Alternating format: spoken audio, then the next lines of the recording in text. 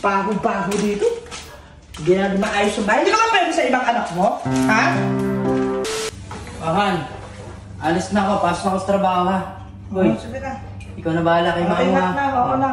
Paliguan mo, pakainin mo, ha? Bye-bye. Mama mo, alis na ako, ha? Magtatrabaho na ako. Alis ka, te? Hmm. Kung umalis, te? Iwanan mo na naman ako. Kailangan ko magtrabaho. Huwag kang mag-alala kasi binili na kita kay Tinay. Siya na mag-aasikaso sa'yo, magpapaligo. Sana huwag ka na umalis. Ha? Sana huwag ka na umalis. Huwag ka na umiyak. Kailangan ko lang magtrabaho, ha? Sige na. Ano naman? Bukas mo ng paliguan. Bukas sa bago-bago mo! Bago-bago dito. Hindi na maayos yung bahay. Hindi ka ba pwede sa ibang anak mo? Ha? Nilalamig ako. Huwag ka maayos eh! Nilalamig-lamig. Kaysa na magbabago ka. Masalamat ka ka, inaasikaso ko. Bago-bago mo. Pasensya ka na lang, ha?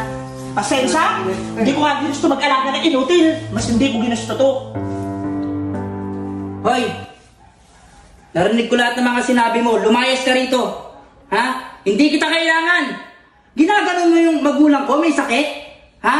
Di magsama kayo. Lumayas ka. Mas pipiliin ko yung magulang ko kaysa sa'yo. Talaga? Lumayas ka rito.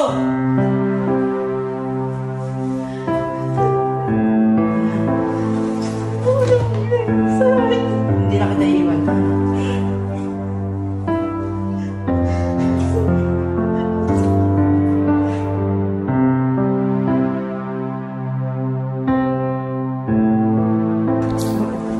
Mamo, ba't di mo sa akin sinabi yung totoong nangyari? Ayaw kasi mag-away kayo.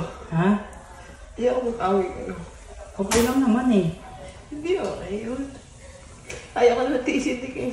Hindi, Mamo. Natitiis ko naman. Hindi kita kayang tiisin, Mamo. Naintindihan ko naman si Eno. Mahirap talaga. Mahirap talaga, Mamo. Pero, hindi naman para ganunin ka, Mamo. Pasensya na, hindi na mauulit yun, ha? Napagod siyempre sa stress sa akin. Saka di naman niya ako kaano, di ba? Kahit di kanya kaano-ano, Mamo. Mali yung ginagawa niya. Kaya naintindihan ko naman siya. Kaya mo, hindi na mga ulit mangyayari yan, ha?